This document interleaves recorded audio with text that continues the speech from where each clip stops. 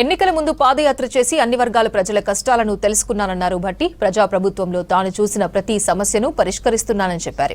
కొమరంభీం జిల్లాలో పర్యటించిన భట్టి పలు అభివృద్ది పనులకు శంకుస్థాపన చేశారు. ఈ సందర్భంగా మహిళా సంఘాలకు చెక్కులు అందించారు. సెల్ఫ్ ఎంప్లాయ్మెంట్ ను ప్రోత్సహిస్తామన్నారు భట్టి. విద్యా వ్యవస్థలో సమూల మార్పులు చేసి మన పిల్లలు ప్రపంచంతో పోటీ పడేలా తీర్చిదిద్దుతున్నామని చెప్పారు.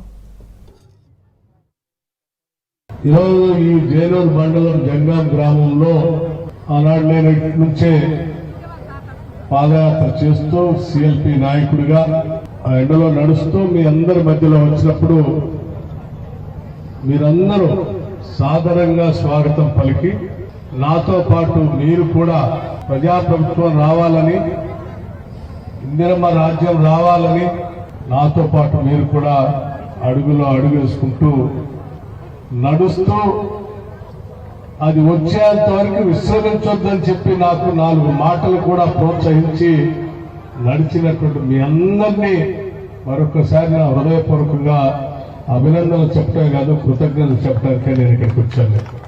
ఆ రోజు ఇక్కడ నుంచి పాదయాత్ర చేస్తూ వెళుతున్న సందర్భంలో ప్రతి ఊర్లో మార్గ మధ్యంలో ఉన్నటువంటి ప్రతి గ్రామంలో ఆగాను. సాధ్యమైనంత ఎక్కువ మందితో మాట్లాడటం కోసం ప్రయత్నం చేశారు. మహిళలు కావచ్చు, వృద్ధులు కావచ్చు, విద్యార్థులు కావచ్చు, రైతులు కావచ్చు, అనేక రకాలైనటువంటి గిరిజన జాతులు కావచ్చు, దళితులు కావచ్చు, దళితేతరులు గిరిజనేతరులు కావచ్చు, అందరితో మాట్లాడారు. అందరూ చెప్పిందల్లా ఒకటే, తెచ్చుకున్న తెలంగాణ రాష్ట్రంలో స్వేచ్ఛ పోయింది, స్వేచ్ఛ కావాలి మాకు. ఆ స్వేచ్ఛతో కూడినటువంటి ఇక్కడ ఉన్న వనరులు, సంపద ప్రజలకే పంచబడాలి.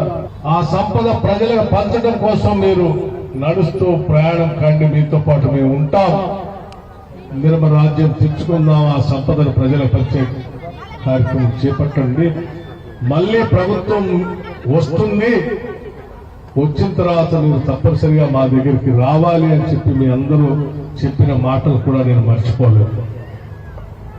అందుకే మీ అందరూ ఆనాడు నాతో నడుస్తూ మాట్లాడిన ప్రతి అంశాన్ని నేను రాసుకున్నాను.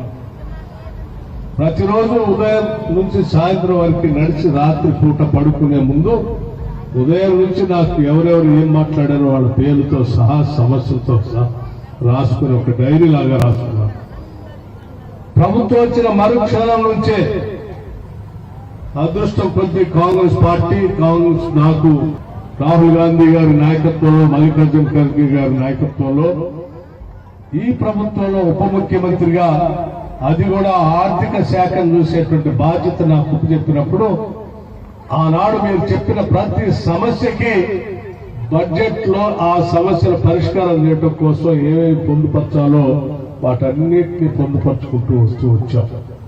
అందులో భాగంగానే ఈరోజు మీరందరూ చూస్తూ ఉంటారు, ఈ గ్రామాల మధ్యలో నడుస్తున్నప్పుడు చాలా చోట్ల పాఠశాలలు సరిగా లేవని చెప్పారు. పిల్లలు చదివించుకోవడానికి కావాల్సిన వ్యవస్థలు సరిగా లేవని చెప్తే ఈ ప్రపంచంతో పోటీ పడే స్థాయిలో ఈ ప్రాంతాల్లో పాఠశాలలు ఉండాలని ఆ రోజు అనుకుని